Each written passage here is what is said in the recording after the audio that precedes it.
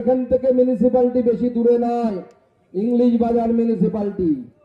সেই মিউনিসিপ্যালিটিতে তৃণমূলের একজন নেতা আছে যে মমি হয়ে গেছে, মোটামুটি মমি হয়ে গেছে। সে কবে থেকে চেয়ারম্যান হয়ে আছে, নেতাগিরি করে বেড়াচ্ছে, বলে কবরে না গেলে আর আমি নেতাগিরি ছাড়বো না।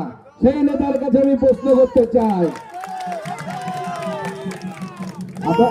আপনারা কিষানদা বলেন, আমার মনে হয় সে কবরেই যাবে, পূর্বে মনে হয় না, গ্যারান্টি নেই।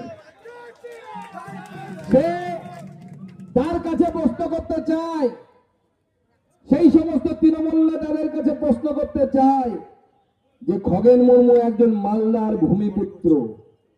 যখন আপনারা প্রথমে মালদা জেলার যারা তৃণমূল কংগ্রেস নেতা আছেন, যারা দেখলেন দরদর করে রক্ত বেরোচ্ছে, তখন আপনাদের কেমন লেগেছিল? যদি আপনার মনে দুঃখ না হয়, মনে যদি ব্যথা না হয়, তাহলে আপনি মালদার লোক বলার উপযুক্ত নয়। মালদা জেলার বাইরে গিয়ে আপনার থাকা উচিত। মালদাবাসীর গায়ে আঘাত করার পরও আপনার যদি কষ্ট না লাগে। সুকান্ত বাবু জানেন না বা জেনে চুপ আছেন, সিপিএম এর আমলে প্রায় 17 বার মৃত্যুর মুখ থেকে ফিরে এসেছি।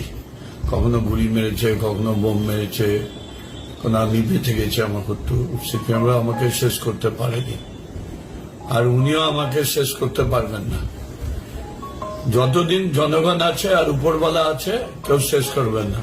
আর সর্বোপরি যার আশীর্বাদে আজকে আমি মানুষের সেবা করে যাচ্ছি, তিনি হচ্ছেন মমতা ব্যানার্জি। ওনার জেনে রাখা উচিত, মেরে আমাকে কিছু করতে পারবে না। ওনারা চলে যাবেন, কিন্তু আমরা বেঁচে থাকবো।